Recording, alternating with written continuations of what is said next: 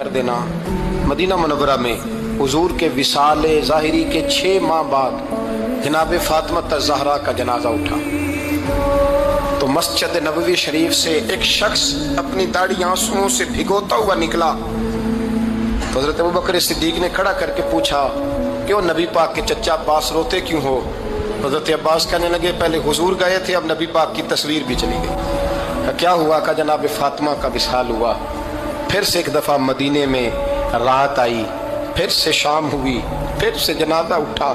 شیر خدا علی المرتضیٰ رضی اللہ تعالیٰ عنہ نے، حضرت عباس نے، حضرت قسم بن عباس نے، حضرت عبداللہ ابن عباس نے تدفین سے فارغ ہوئے۔ ایک روایت ہے کہ حضرت عباس نے جنازہ پڑھا اور ایک مستند روایت ہے کہ حضرت ابوبکر صدیق نے جنازہ پڑھایا، اور جب جنازہ پڑھا کر کے باہر نکلے تو حضرت علی شیر خدا کی آنکھوں میں آنسو تھے۔ اتنے کالی روتے کیوں ہو؟